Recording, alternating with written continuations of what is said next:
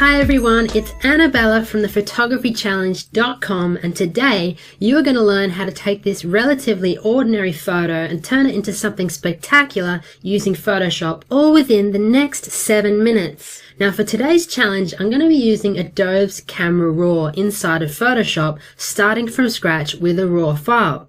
If you don't have a RAW file to work with, don't worry, because you can still use Adobe's Camera Raw to edit your JPEGs or TIFFs by simply right-clicking on a chosen image inside of Adobe Bridge and selecting Open in Camera Raw. There are so many features and tools in Camera Raw that it can sometimes be hard to know exactly what to use, especially if you're not familiar with the interface. So instead of giving you my long-winded RAW workflow formula, which could take up to half an hour, I've decided to pick out the best bits and show you a couple of tools that I use to transform this image into something worthy of attention. We're going to focus on 3 specific features in this video: the graduated filter tool, the lens correction panel, and the vibrance and saturation sliders. So let's go ahead and get started. Now, because this image has very little color to begin with, the first adjustment that I'm going to be making is to add a couple of colored graduated filters, one for the sky and one for the foreground, to not only draw focus to the sunrise, but also to impart color that's lacking from the image. So you'll find the graduated filter adjustment located in the Tools menu up in the top left-hand corner, or as a shortcut you can press G on your keyboard in order to select it. Now once you've selected it, you'll notice that you have an entirely new panel and a set of adjustments on the right-hand side of your workspace. Now, if this is your first time using the graduated filter, you need to at least make sure that you adjust one of these sliders in order to actually add a graduated filter. Otherwise, you'll get an error message like this saying that you can't actually apply the graduated filter because you haven't made any local adjustments. So what I'm going to do first is I'm going to quickly go to brightness and I'm going to dial in 1. Then I'm going to proceed to the top of my image and I'm going to drag a graduated filter right down to the bottom here, and I'll do my best in order to try and get it parallel with the image. Now once I've done that, what I'm going to do is I'm going to make a couple of adjustments. So I'm going to proceed to actually go ahead and make some adjustments to the brightness. So in this case, I'm actually going to reduce that to say minus 150. And then what I'm going to do is essentially go into the color setting here by clicking on this little box, and then you'll actually get a color picker that'll appear.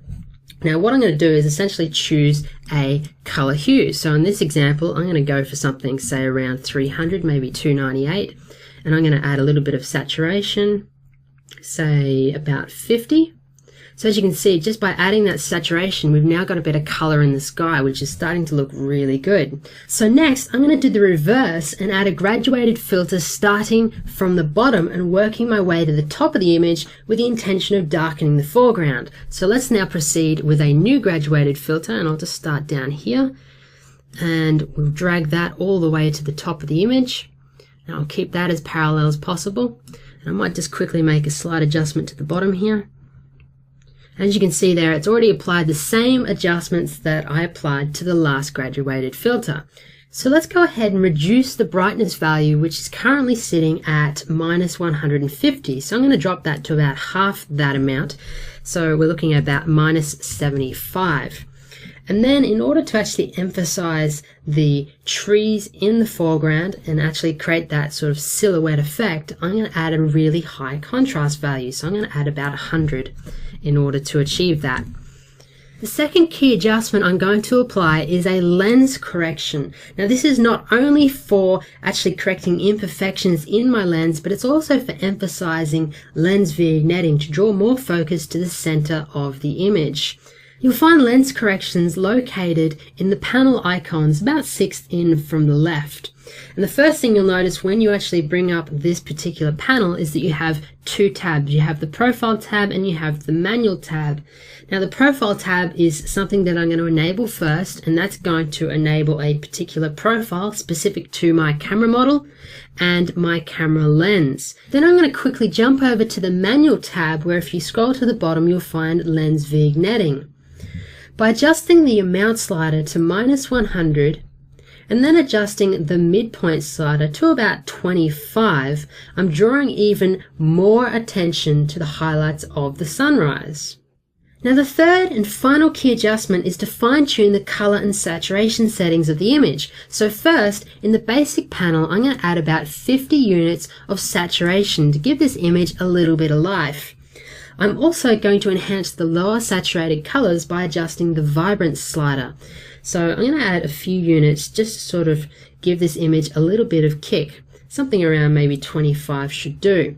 Now, if the color relationships in your image don't quite look right, you can refine them by going to your HSL or Hue, Saturation and Luminance panel and actually targeting specific colors. In this example, I'm going to reduce the orange and yellow hue sliders to produce a richer sunrise without affecting the cooler hues.